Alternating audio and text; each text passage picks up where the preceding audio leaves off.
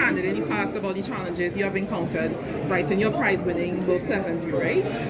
Can you tell me if you also faced an uphill battle to get to this point with you launching Women in Oil? I would say yes and no. This book came to market very quickly. I would say I started actually writing in May of last year.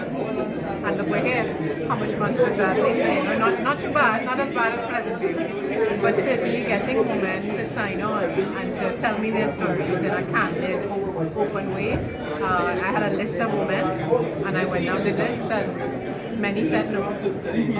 But these 8 said yes. Across 3 jurisdictions, Trinidad, Suriname, and Guyana, so I'm grateful. You said you spoke with 8 women across 3 jurisdictions.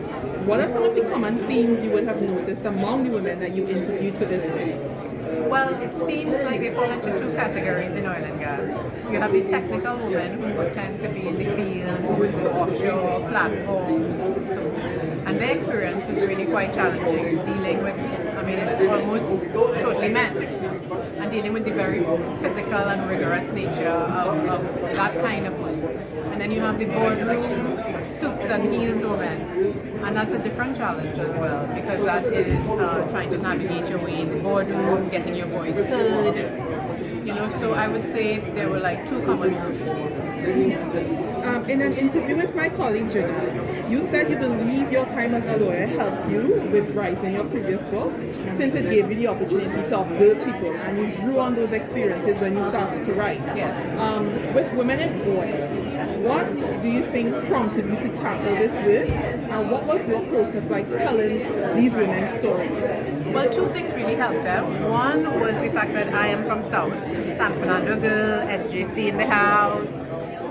So, having grown up in the oil belt, many of my friends, both at primary and secondary level, they had parents working in the oil. So I'm quite familiar with certain things. And then also, being a professional woman, I worked all over the world as a lawyer, and I know what it's like to be the only one in the room. So when I started to talk to these women and hear their stories, instantly there was a connection. And I just really decided to write from that place of connecting with them. What are some of the unique gender issues specific to women in the energy industry, based on your conversations that you would have had with your interviewees? I'll tell you one surprising thing for me. The fifth chapter in the book is with Lady Satira Maraj, who is an industrial engineer and also she teaches gender studies. And she really opened my eyes to a number of things. Most significantly, she pointed out that the ergonomics of the industry, how things are made, favor men or prejudice women, and I didn't realize that until she pointed it out. So like the way ladders are built, the way coveralls are built. Women have to use the bathroom differently, all those little things, they make a difference. And if you're not able to do your work safely, then you're not able to do your work. Then people have an excuse to say, oh no, I won't send you. You know what I mean? So all of those things matter, they add up. There are obviously a lot of women breaking the glass ceiling in the energy sector, some of whom you will have featured in your book. Yes. What do you think, though, is needed to have more women involved in the industry? Because there is still this gendered stereotype that it is an industry that's, male dominated. So can you just, expand on that and let us know what do you think can still be done? The good thing about this book is, apart from speaking to the woman, I then went back and I did the research globally and tried to tie it to what these women were saying. And the research shows that there's not so much a recruitment problem anymore. There are women willing to come into the industry and they have the relevant qualifications, but there's a retention problem and a promotion problem. So you have women coming in droves but not staying, because the industry still hasn't found a way to help women balance being a wife, a mother, a caregiver, and her job, right? So that's still something that needs to be worked on. And in terms of promotion of the ladder, very few at the tippy top. It's changing.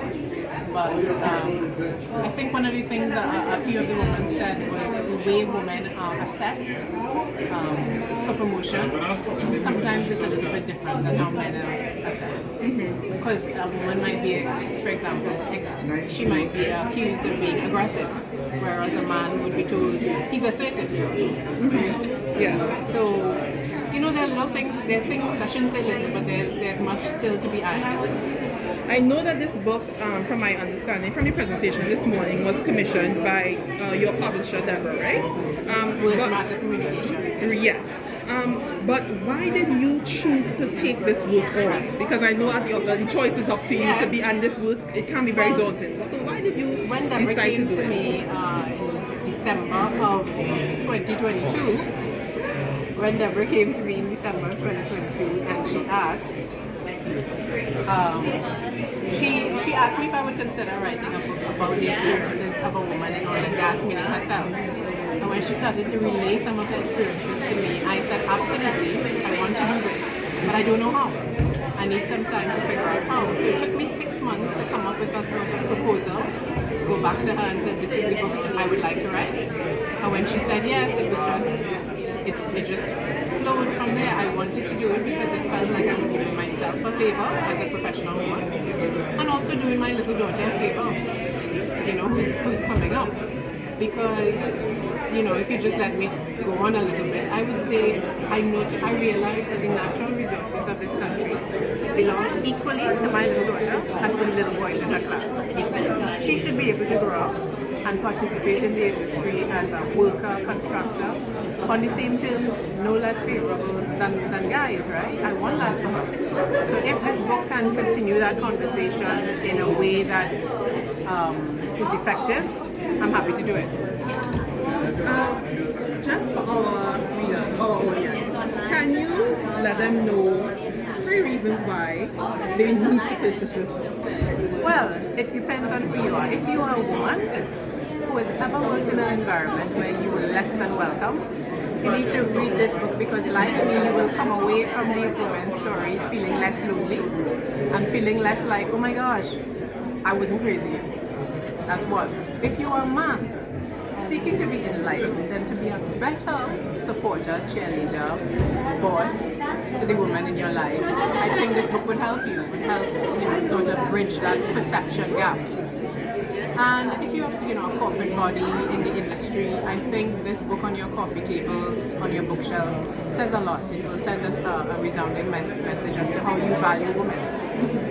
Is there anything that I didn't ask that you would like to share with our audience? Well, the book is available from Paper-Based Bookshop, which is on Alcazar Street in St. Clair. It's also available online, Amazon, Barnes & Noble, all of those places. And available from the publisher's website, Words Matter Communications. And if you can't remember that, remember my name, Celeste Mohammed, and go to my website where you can click and do all the buying. CelesteMohammedWriter.com. Okay, Celeste, thank you so much for taking the time to chat with me. We really appreciate it, and you did a fantastic job. Congratulations again. Thank you.